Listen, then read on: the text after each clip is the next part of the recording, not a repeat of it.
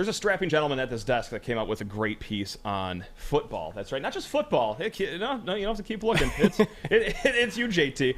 Of the 2022 signing class, look, they're still babies. Those are still young kids in the football program, but boy, did they do some growing last year. By and large, because there was a lot of injuries ahead of them, and also there was playing time to be had. So, JT, check us in with the 2022 recruiting class for our football Spartans, please. Definitely, Matt. So this is a topic that I was most interested to kind of look into as spring camp got underway. Michigan State's 2022 class, this is their first full off season in the program. Obviously, a lot of them early enrolled last time, but for the class as a whole, this is their first full off season. This, to me, was the first class of the Mel Tucker era that was going to be kind of scrutinized and kind of held accountable to hit on. Because the 2021 class, Mel came in recruiting for a program that was 27 and 24. He was recruiting in a region he had not coached in previously in years, over Zoom, so he did not have any in-person relationships in that region, and he came in late. And I know people will say it's not late. He came in 11 months before signing day.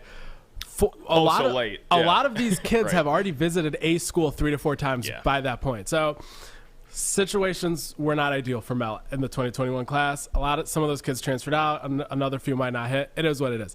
2022 was really where the onus was on to hit.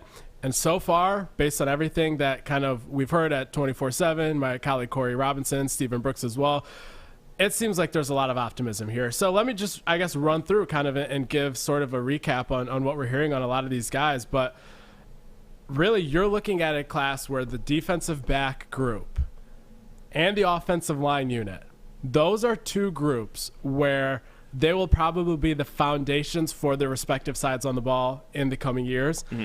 You have Dylan Tatum, Jaden Mangum, and Malik Spencer that all could start in the middle of the field if they had to. We'll see if they bring in a portal safety in the spring. Right. But those three could start in the middle with Tatum as the nickel and the other two I mentioned at safety. You have Caleb Coley, Malcolm Jones, who are vying for the 2 deep in the playing group. Malcolm Jones, possibly the backup nickel to Dylan Tatum. Maybe he wins the job. I don't know.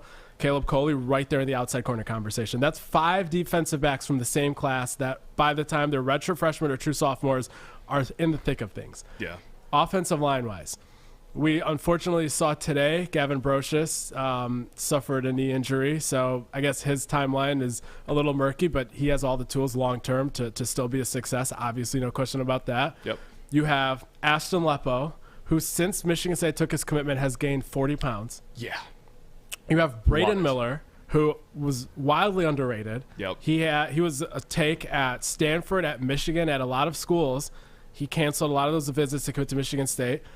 Coach Cap did a phenomenal job finding him and securing him. He is in the thick of it for one of the offensive tackle backup spots, right in the 2 deep. Chris Phillips, he's in the thick of it for the right guard spot, him and Gino Vandermark in that 2 deep right there. Those guys on the defensive back group and the offensive line, that's kind of why I was saying they are kind of the backbone of the class. They're all already in that 2 deep conversation. Now you start branching out from there. Caton Hauser, we've talked about Caton a lot on this show. Sure did. Not much more to say there. He did very well in the first scrimmage, was the best quarterback out of the 3 in that scrimmage definitively. Gotcha. And we'll see what happens in the rest of the spring camp in the fall, but no reason to think he's not a hit. Everything he was projected to be, he's on pace for that. You have Jack Nickel, blocking tight end as he came in. Underrated with his hands and receiving as well. He is a guy that I expect this year to probably be in that tight end 3 range, but he will be getting lots of heavy run set snaps and special teams at the lowest. Tyrell Henry, he is in the, I don't want to say in the lead, but he is very high up there in that 3rd receiver spot that was vacated by Jaden Reed last year. Obviously, you have Keon and Trey coming in. They got their spots locked in. Yep. But it's Tyrell, Montori Foster, Christian Fitzpatrick a little bit, and Tyrell's doing a very good job there. So that's something to keep an eye on. I like his game a lot, especially in the return game, too. I know we talked about that last week, but I'm a big Tyrell fan. Right, so he has that opportunity at the very least to be a return guy, but I think watch out for on the receiver side as well. Zion Young, the lowest-ranked recruit in Michigan State's class if you don't count kicker Jack Stone. How about that? 158 snaps, I believe, last year. Yeah, not bad. Yeah, just what a find there. Don't even need to say much more than that. He's going to be a fixture on the defensive line for a long time to come. I'm sure I've missed some guys. I was just going off the top of my head, but Also, one thing to keep in mind is right around this time when kids have been on campus for 12 months, people that are close to the program, they start to hear things like, oh, player X, Y, and Z, sure, they're still here a year from now. They're kind of disengaged. They're not exactly developing. Don't expect them to be here for their whole career. Not hearing any of that right now with any of the guys that still remain here from that class. Solid. So everyone from this class is progressing in a great way. There's guys like Alex Van Sumeren, who you simply haven't needed, but he's on track and growing as well. You just have a lot of great upperclassmen there, so you haven't seen them. And same with Quavian Carter almost to an extent as well. So it's just very hard to not be optimistic on where these guys are trending. Obviously, they have to play to get some of the credit of being a hit. But I'm ready to put pretty much most of the remaining group of this class, which I think is 19 of the 23 kids, in at least the non-bust category right now after just not even 12 months of some of them being here, Matt. That's not too shabby. Yeah, I mean, there's a lot of interesting position battles going on, too. Like the Jack Nickel situation, or not just the Jack Nickel situation, but the tight end, too, because they brought in, 18 tight ends in the offseason, it seemed like. I mean, it's going to be interesting to see how everything stacks up there. And, of course, a pass-catching tight end is a far cry than a run-blocking tight end. So there's playing time to be had all over for these guys. But you think Jack Nickel creeps his way up there this season, or any of the other, transfer portal guys? That's a good question. Yeah. So I think Malik Carr will probably be wide receiver 1. For sure. Athletic and toolsy. He needs to get more consistent in the blocking side of things still, but I think it's just hard to keep him off because of the mismatch. After that, really, it's anyone's game. I think Tyneil Hopper is probably the best blocker out of those two guys, out of Malik and Tyneil himself. But he's not the most consistent. He's the more skilled blocker, but he's not the most consistent. So that kind of leaves an opportunity for someone like Jack to – I think a lot of the guys they brought in, a lot of those guys are just depth and special teams and there to have some depth behind them. But they're not exactly looking to have some of those guys come in and start right away. Sure. So the opportunity there for Jack is start in that tight end 3 spot, get consistent, do well in your run-heavy sets, maybe move up to tight end 2 before the season ends. That's kind of where I see him fitting in right now. And one more thing I want to pick and prod you over some inside information here is I want to go back to those offensive linemen. Braden Miller, Ashton Lepo, Chris Phillips. Obviously, Gavin Brocious with a leg injury. Get well soon. I know he never misses an episode. Yeah. Between the three, though, Braden Miller, Ashton Lepo, and Chris Phillips, are you hearing that maybe we should expect one of those guys to get some more serious reps than the other so far in this That's a good question as well. Thank you. I tried. Braden Miller and Ashton Lepo, obviously the 2 tackles.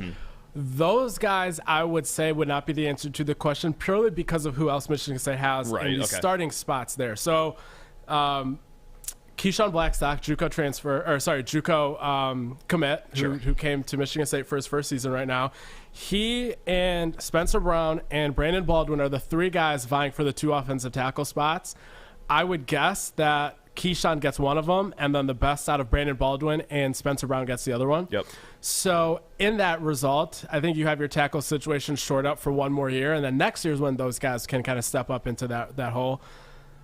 However, Chris Phillips could be the starting right guard depending on who wins between him and Gino. Okay. I think it is easier for Chris to beat out Gino than it would be for Braden and Ashton to beat out those offensive tackles. Right on. So I would definitely say he is kind of your answer there.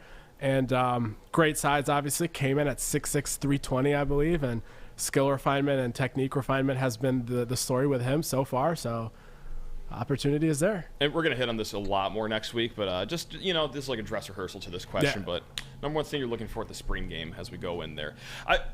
Okay, I'll answer this for you. To see if it's a game, first and foremost. It's called the spring kickoff, Matt. The spring kickoff Bonanza Palooza 2023. That's right. But let's say it is a game. What is the one thing that you're going to be looking for in this one? Honestly, I'm going to be looking at the offensive line because of the fact that last year there was not an offensive line to look at the spring game. Small problem. Yeah. Kind of the reason there wasn't a spring game last year. I believe it was 4 scholarship guys and 2 walk-ons that were healthy for that game, and that's not an exaggeration, I believe. Sadly, no. No. 2 walk-on defensive linemen. Playing offensive line in spring practice because, well, we need bodies. Yeah. So with the offensive line, Coach Cap had a quote recently. He said, the newcomers in this current class that just came in, Stanton Ramel, Cole Dellinger, Keyshawn Blackstock, he said they are more ahead of any of the newcomers he's had before. So I want to see those 3, how they look compared to the rest of the offensive line and just how the offensive line looks as a whole. So that is what I'm going to be looking for in Spartan Stadium in 10 days, 9 days. You get the idea. Anywhere between 7 and 17 days. Yeah, I don't know. sounds about right. I'm smiling about football again, though. Oh, yeah. Look at that. That was a nice little piece there. Great insight. Nice breakdown. And you know